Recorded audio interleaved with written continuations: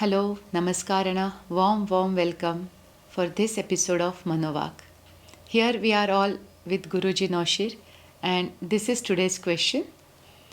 What is the spirit view of human sexuality in light of the LGBTQ movement?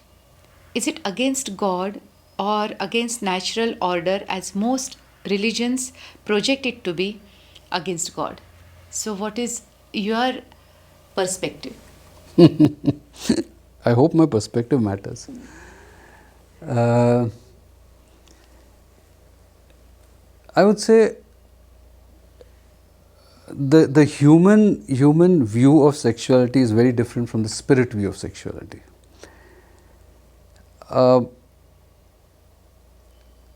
Sexuality is an experience. It's different kinds of experiences. Firstly, sex is the only thing where all the five senses are involved simultaneously. There is no other human activity where all five senses are highly active at the same time. Only in sex. Now, why is sexuality so important to human beings? Because nature has kept that kind of very strong, you can say, urge in us, desire in us. If it didn't, it's testosterone driven, it's rather hormone driven, chemical driven. If this urge was not so strong, humans would be too lazy to procreate. So procreation would not take place. That is why. Now,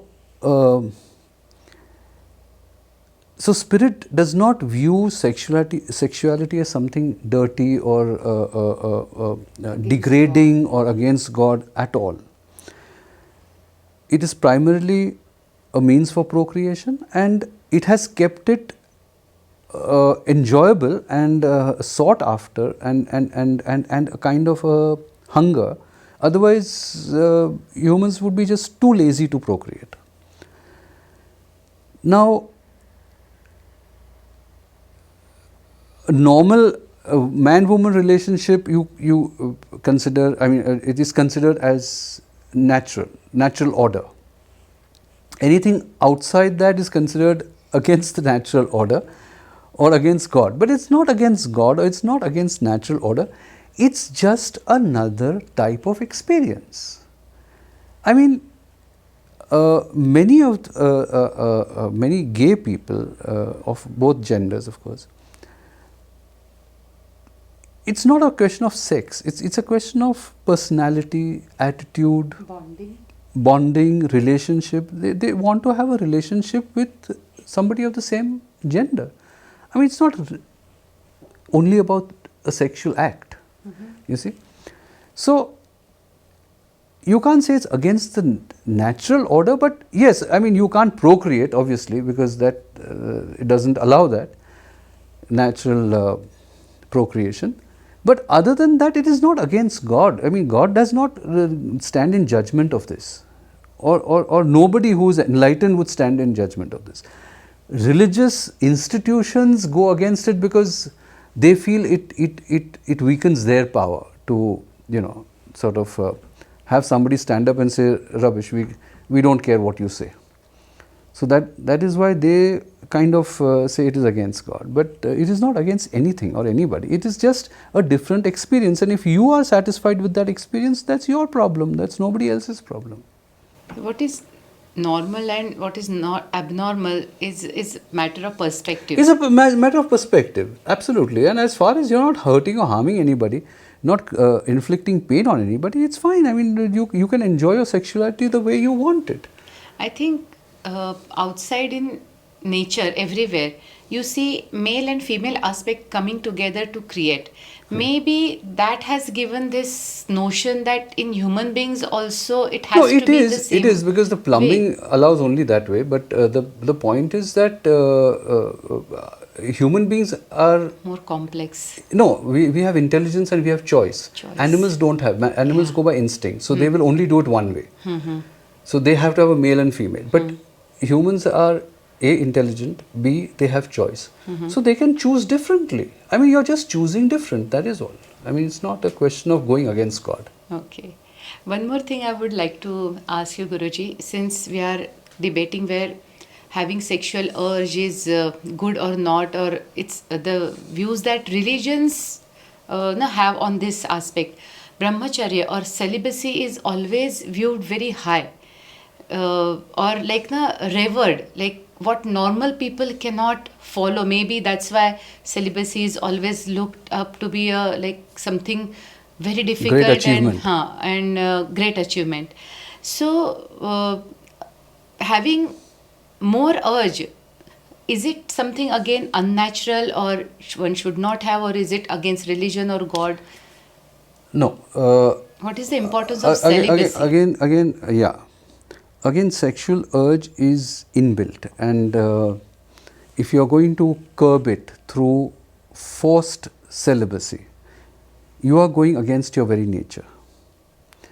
And very few people who practice or who proclaim celibacy actually practice it. It is, a lot of things happen under cover or within four walls, because it is such a strong urge, and it is the hormone chemical reaction is so strong that at some point the person is bound to break that self-inflicted rule on himself or herself. But barring that, the whole idea is, why do you want to be celibate? Now, only if it serves a purpose is it worth being celibate.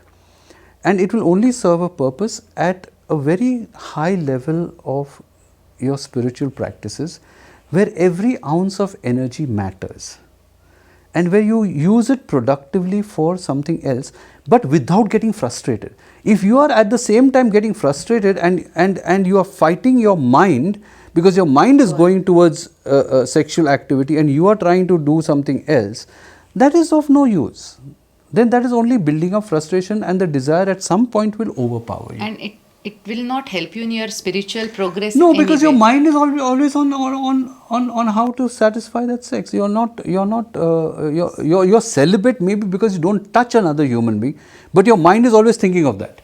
So you're not really celibate. So according to you, celibacy is not only abstaining the action, but not having as a thought also. Yes, so you have to get over the desire. Yes, you have to reach a level of purification where the desire itself is fully worked out and out of your system. Then the celibacy is of any consequence. All forced celibacy is bound to fail. If you have to completely force yourself, yes, you may be able to practice it in the sense of not having a relationship, physical relationship, but mentally you are tormented again, which is of no use. Promoting celibacy, like it as a one of the major practices of spiritual progress, is not the not until, as I said, you reach a certain level where it comes involuntarily and naturally. Then it makes a lot of sense. But till then, as long as it is forced, it is useless.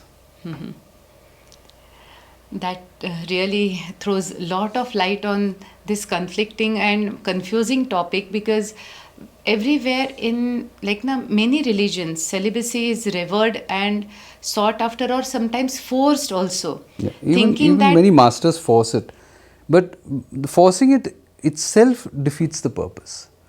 Because you haven't really got rid of it, you are just trying to bottle it up, and bottling it up will only explode one day. Sometime or so later. You have to do your at some point of time. So you have to continue your spiritual practices to the point where it leaves you, and you can be celibate involuntarily without forcing yourself to be that. It just comes to you naturally. One thing which bothers my mind and may not be relevant, but I still would like to ask you. Only human beings are found to rape another human being. No other species forces itself and tries to satisfy without considering the consequences. Other consequences or the other person's feelings. So, how one can be guided, and what is going wrong, or what in like how we can reduce, or will it ever stop? No, it will never stop. Not unless the whole world is enlightened. Oh my God. But let's see, and animals have sex by instinct. They are instinctive. There's a certain cycle, and when that time of the year comes, they copulate and produce. Human beings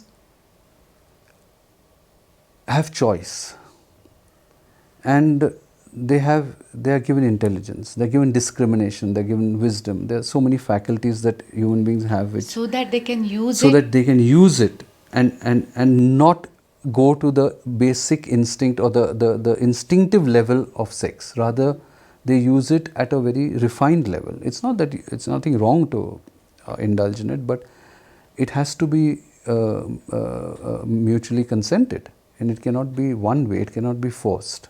Because the moment you force it, you are incurring heavy karma. Naturally. Because you're inflicting pain onto somebody intentionally. And in one of the episodes, you mentioned that it's as good as killing the person. So Yes. the implications, I You assume, kill the soul. Will be that much, and the karmic Definitely, huge karma. payback will be really huge. Huge karma, yes, of course. Yes. But yeah, it's little unnerving to know that till everybody gets enlightened, we are not really this safe. is not going to stop. Yes, it's unrealistic to expect that. Yeah. But well, as people get more refined and